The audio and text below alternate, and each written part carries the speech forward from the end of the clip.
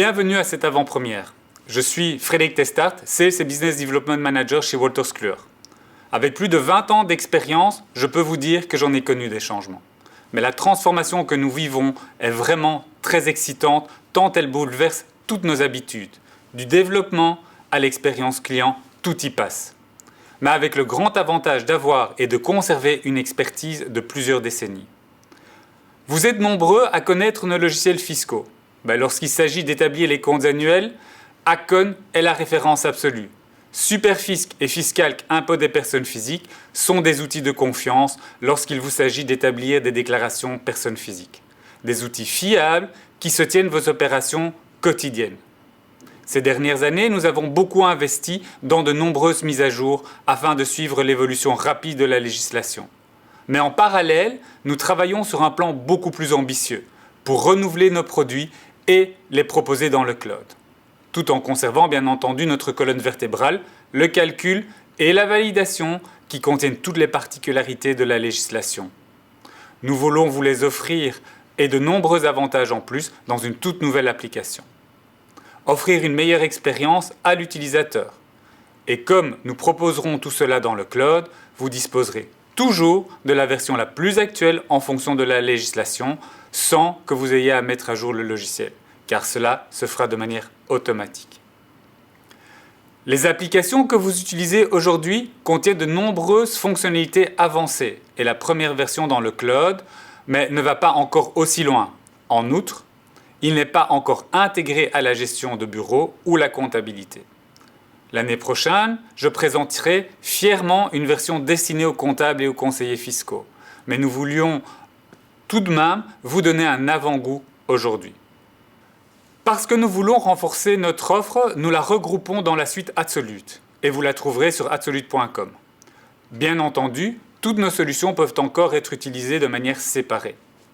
Je vais maintenant passer la parole à Nicolas d'Alcantara, Customer Success Manager chez Wolters Kluwer, qui vous fera une démonstration d'Absolute comptes annuels.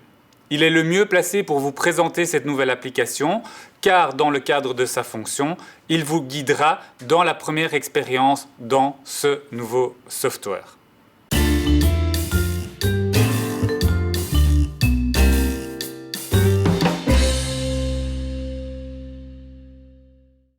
Bonjour, je vais vous montrer comment fonctionne notre nouveau programme pour établir les comptes annuels. J'ai ouvert l'application des comptes annuels via myabsolute.com. Comme j'ai déjà démarré le programme hier pour préparer les comptes annuels de la société de démonstration, nous arrivons directement sur la page où nous nous étions arrêtés. La société de démonstration a été fondée fin 2018. Est une société à responsabilité limitée et une grande entreprise. Nous suivrons donc le modèle complet de préparation des comptes annuels. Cet aperçu montre que des comptes annuels ont déjà été établis pour l'exercice précédent. Il est également prévu que vous puissiez faire des comptes annuels supplémentaires, par exemple sous forme de bilan intermédiaire. Aujourd'hui, nous continuerons à travailler sur les comptes annuels de l'exercice 2020, comme l'Assemblée générale est dans quelques jours. Un gros travail a déjà été fait. Les données des comptes annuels de l'exercice 2019 ont déjà été transférées vers ces nouveaux comptes annuels. Les données comptables ont été lues et la plupart des notes ont été complétées. Il manque encore un certain nombre de données et nous allons les ajouter aujourd'hui, comme le rapport de gestion. Nous allons maintenant ouvrir les comptes annuels de l'exercice 2020 en cliquant sur la fiche et nous arrivons au menu étape par étape de notre programme. À l'étape 1, nous retrouvons les données de base de ces comptes annuels, à savoir l'exercice, le modèle des comptes annuels et la date de l'Assemblée générale. Ces données que j'ai saisies lors de la création d'un nouveau compte annuel. L'étape 2 contient toutes les parties des comptes annuels divisées en 4 grands blocs. Dans cette étape, nous allons maintenant poursuivre notre travail de préparation des comptes annuels. Je commence par ajouter le rapport de gestion à ces comptes annuels. Pour cela, j'ouvre la boîte Autres documents CSA. Le rapport de gestion a été rédigé sous forme de PDF. Je clique donc sur PDF et insérer un nouveau PDF. Après l'insertion, le nom du PDF apparaîtra sur cette page. Lorsque j'aurai terminé, je reviendrai à mon écran étape par étape. un des administrateurs a déménagé au cours de l'année. Je vais maintenant changer l'adresse. Pour cela, j'ouvre le premier bloc. Je me retrouve sur l'aperçu des administrateurs et je clique ensuite sur Élise Dubois. Et j'ajuste son adresse.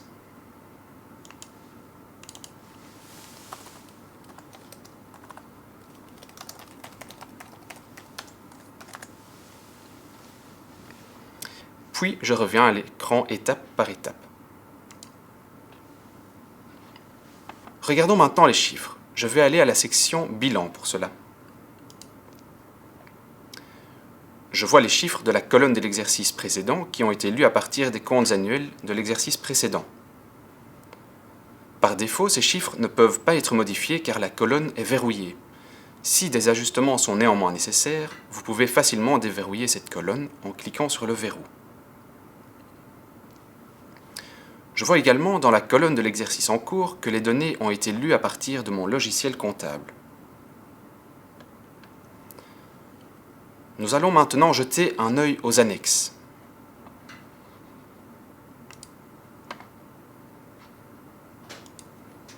Par exemple, j'ouvre la section 6.3.1 et là je vois que ces chiffres ont également été complétés.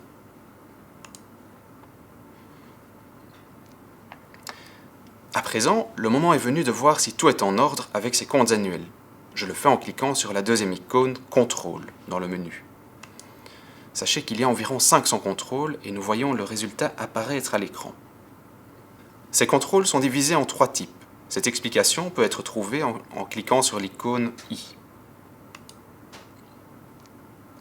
D'abord, les erreurs en rouge, que je dois absolument corriger si je veux pouvoir déposer mes comptes annuels. Supposons que je souhaite déjà créer un XBRL à ce stade, comme ici. Alors je vais également recevoir une notification concernant ces erreurs. Je ferai donc mieux de revenir au contrôle. Le deuxième type de contrôle, en orange, indique des erreurs non bloquantes et parfois non applicables à la situation de ce dossier en particulier, mais qui méritent toute votre attention. Enfin, les anomalies en bleu pour m'aider à préparer mes comptes annuels les plus complets possibles. Commençons par regarder cette astuce. Je le fais en cliquant sur ce contrôle. Les détails apparaissent sur la droite. Je vois qu'il y a un montant entré dans le code 8712, mais qu'aucun détail n'a été entré concernant ce montant. Je vais corriger cela. Je clique sur la ligne respective du montant 0. Cela ira à la section 6.7.1 des notes. Pour introduire des détails, j'ajoute une ligne et j'indique le montant.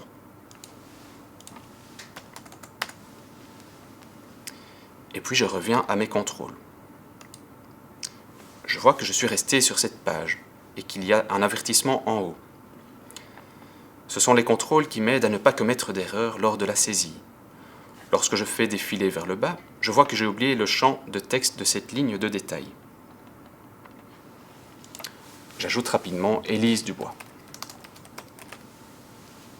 Maintenant, je peux revenir au contrôle et constater que j'ai résolu cette erreur. Désormais, je dois résoudre une autre erreur. Je clique à nouveau sur cette erreur et de toute évidence, un oubli de ma part. Un 0 de trop. Je clique sur le code 9076 via l'hyperlien. Et j'accède facilement au bilan qui est toujours à ma droite pour voir à nouveau le montant corrigé. Je peux maintenant via l'hyperlien passer rapidement au bilan qui est toujours à droite pour voir à nouveau le montant corrigé. Je souhaite me faciliter la tâche. Je le copie et je reviens à l'annexe via l'hyperlien et bien sûr je corrige le montant.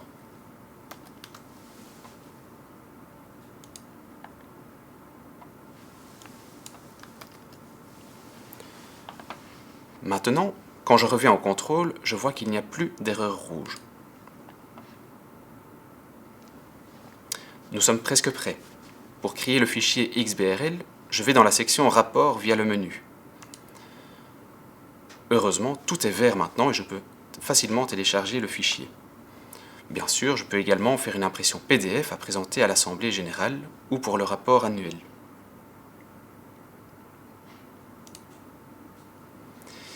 Et voilà, ma démonstration touche à sa fin. J'espère avoir pu vous donner un bon aperçu de notre nouvelle solution Cloud Absolute Comptes Annuels. À très bientôt.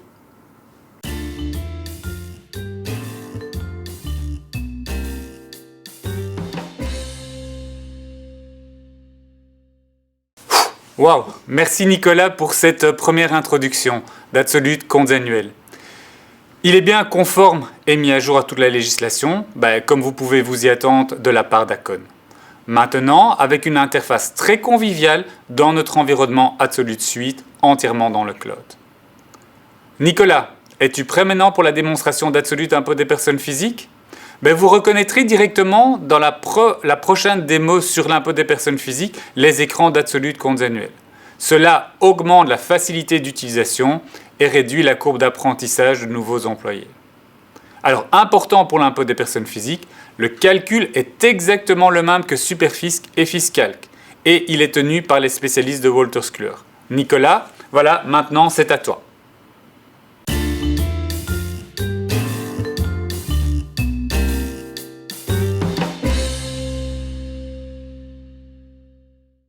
Merci Frédéric. J'ai le plaisir de vous montrer un premier aperçu d'Absolute Impôt des personnes physiques. Absolute Impôt des personnes physiques fonctionne entièrement dans le cloud. L'application est construite autour de 3 blocs principaux. Le premier bloc est une aide étape par étape. Pour faciliter la saisie des données, plusieurs aides fiscales seront disponibles ici, pour vous aider à remplir correctement la déclaration de revenus. Dans un instant, nous examinerons plus en détail certaines de ces aides fiscales. Le deuxième bloc vous permet de remplir manuellement. Ici, vous pouvez rapidement introduire des données si vous connaissez le numéro de code. Par exemple, en tapant le code 1250 et en complétant le code 2250. Si vous ne connaissez pas le numéro du code, vous pouvez chercher ce dernier en tapant par exemple « Précompte professionnel ».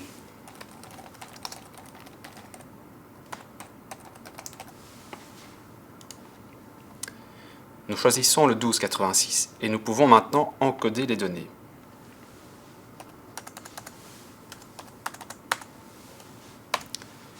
Il est également possible d'ouvrir une case d'aide et de chercher et remplir les informations nécessaires. L'ordre et la description correspondent au formulaire de déclaration officielle.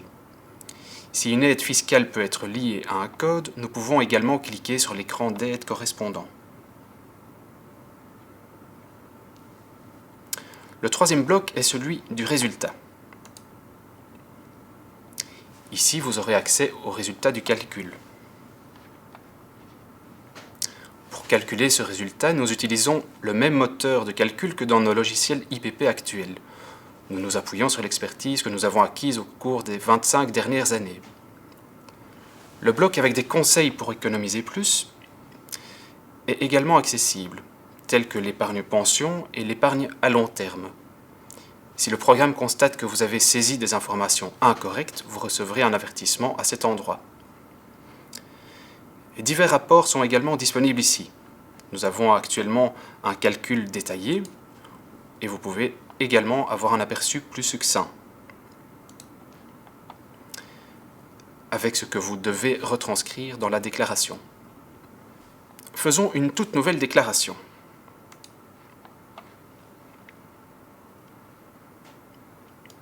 Nous pouvons choisir l'année de revenu. Nous pouvons également choisir le nom pour la déclaration.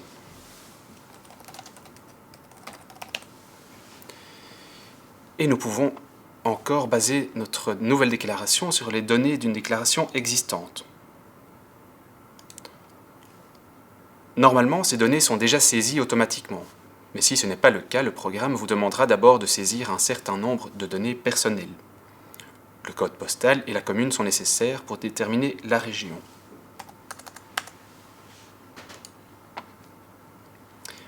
La situation matrimoniale est également nécessaire pour que le programme sache s'il s'agit d'une déclaration conjointe ou séparée. Le prénom, le nom, la date de naissance et le sexe ne sont pas obligatoires, mais ils contribuent à avoir des informations complètes et permettent au programme de vérifier qui est le déclarant et qui est le ou la partenaire.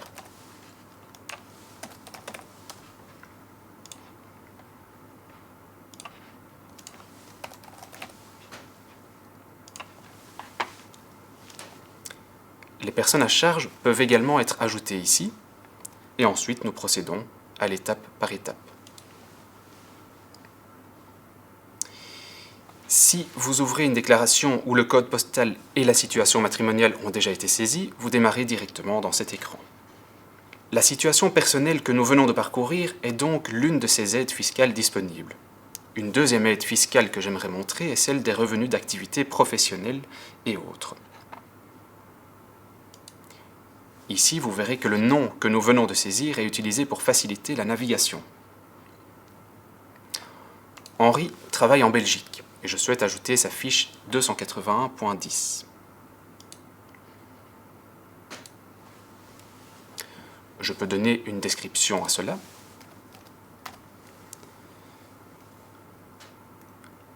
Vous pouvez également voir le changement de nom dans le menu. Par la suite, l'opération est similaire à la saisie manuelle. Nous pouvons chercher en utilisant le code correspondant, chercher au moyen de texte ou faire défiler la liste. Marie travaille en France. Je dois donc saisir des revenus étrangers pour elle. Pour remplacer la map monde, il existe un système similaire au bas de l'encodage des revenus professionnels. Un bouton revenus étrangers est à actionner.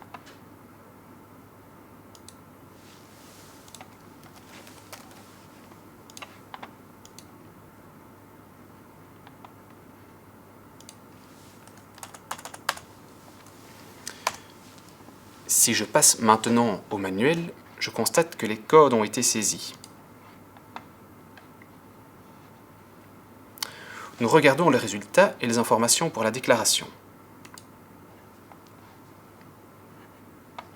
Ensuite, nous voyons que la référence à la France que vous venez de saisir dans le formulaire de déclaration des revenus est bien complétée. Je souhaite compléter une autre aide fiscale supplémentaire. Peut-être l'écran d'aide le plus difficile pour nos développeurs vu la complexité des différentes législations en vigueur. Il s'agit des biens immobiliers et prêts.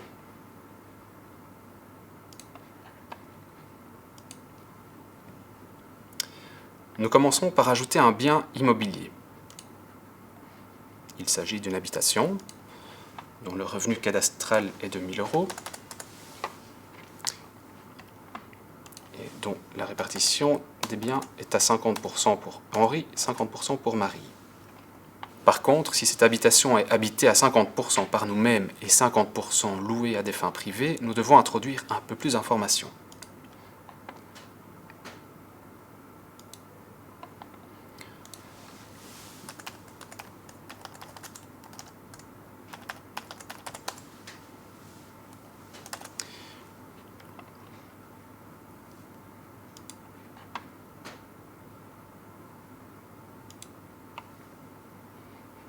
Nous ajoutons une autre destination pour la partie qui est louée de la maison.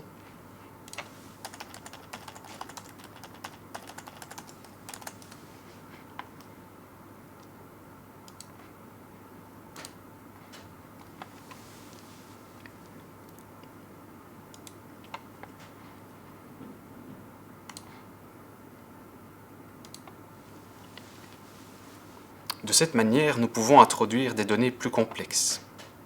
Nous remettons oui à la question de savoir si on l'a occupé à 100% pour plus de facilité pour la suite. Nous pouvons ajouter des prêts à une habitation. Je vais ajouter 3 prêts à cette habitation. Un prêt en 2004 qui a été refinancé en 2014 avec une partie travaux et un prêt en 2015 pour rénovation ordinaire.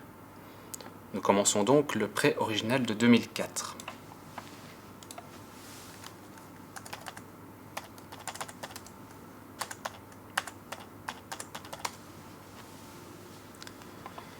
Il s'agit d'une construction d'une habitation.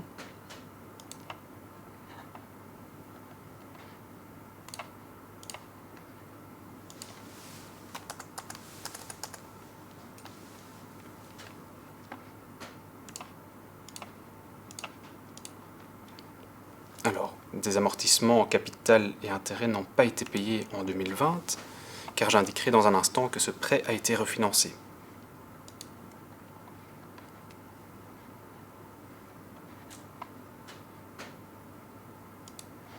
Nous allons maintenant ajouter le second prêt pour le refinancement et la rénovation d'une habitation.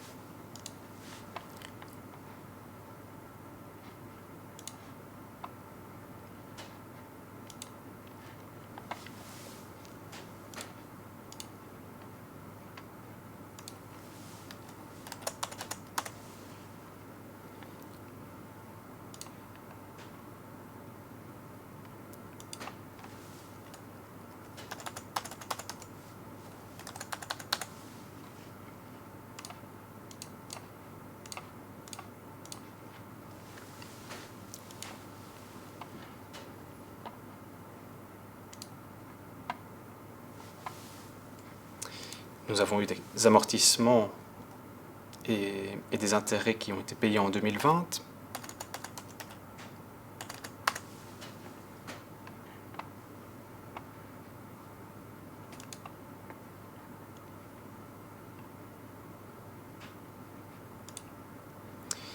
Et vous voyez un message d'erreur. C'est au niveau de l'assurance solde restant dû.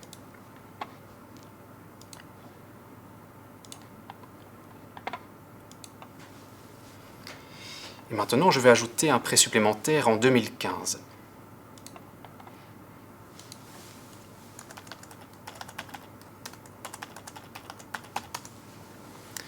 Il s'agit à nouveau d'une transformation d'une habitation.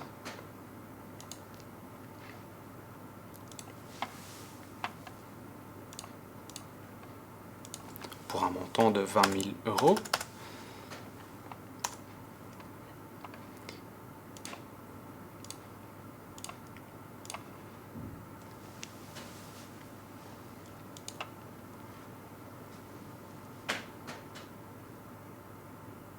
Et des amortissements et des intérêts ont été payés en 2020 également.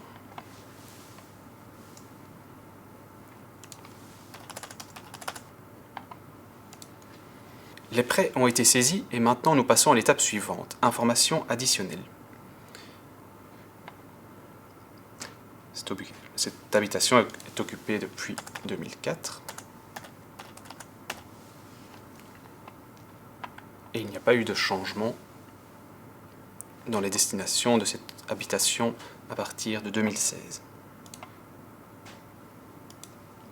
De cette façon, vous pouvez saisir les données de plusieurs maisons, terrains, bâtiments avec leurs prêts, à la fois nationaux et étrangers. Et afin de déterminer les avantages fiscaux dont le contribuable peut bénéficier pour les prêts hypothécaires que vous avez contractés, il est parfois nécessaire de choisir entre les différents systèmes possibles. Dans un certain nombre de cas, ce choix peut être fait automatiquement.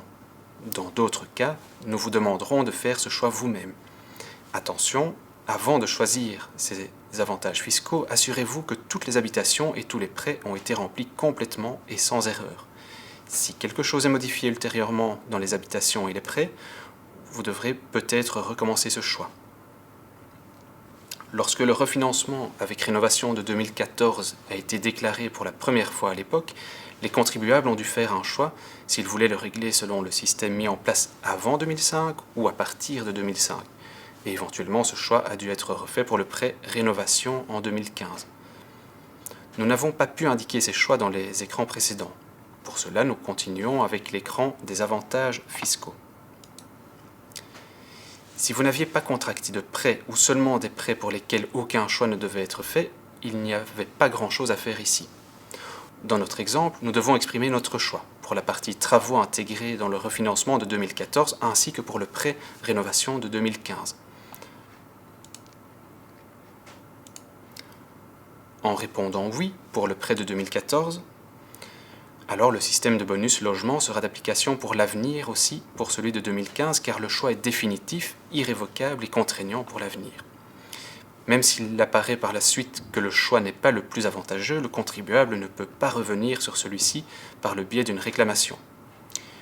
Si nous choisissons non, il vous posera la même question pour le prêt de 2015 et ces deux prêts, 2014 et 2015, suivront la voie du système existant avant 2015.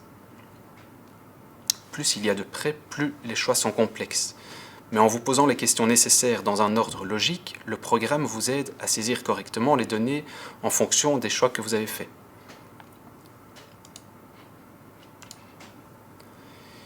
Si vous avez pu introduire l'ensemble des données nécessaires, l'application pourra vérifier s'il existe encore des options d'optimalisation dès que vous accédez aux résultats.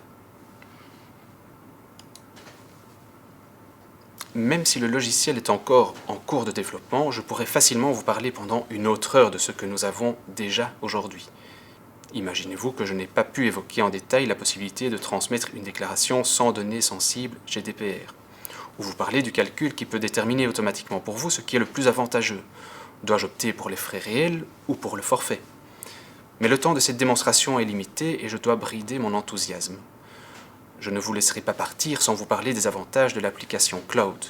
Plus besoin d'installer les mises à jour, le logiciel sera mis à jour automatiquement et vous travaillerez toujours avec la version la plus récente. Les déclarations sont disponibles de partout si vous avez vos identifiants.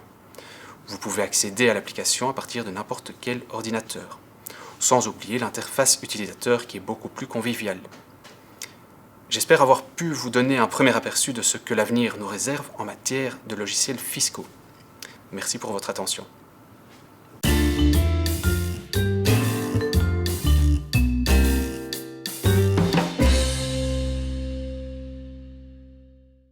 Merci Nicolas. Ceci nous amène à la fin de cette session. Nous vous avons montré nos nouvelles applications Cloud en avant-première. Cela vous a donné une première impression des nouveaux écrans. Le Cloud signifie surtout aucune installation requise, toujours à jour avec la version la plus récente et toujours disponible, et ça sur n'importe quel PC. Nous travaillons sans relâche pour rendre ces solutions suffisamment riches pour répondre pleinement à vos besoins. Nous vous contacterons dès que vous pourrez utiliser Absolute Comptes Annuels et Absolute Impôt des personnes physiques dans le Cloud. Merci de nous avoir suivis. N'hésitez pas à poser vos questions via le chat, puis je vous inviterai à retourner dans le lobby où mes collègues vous attendent.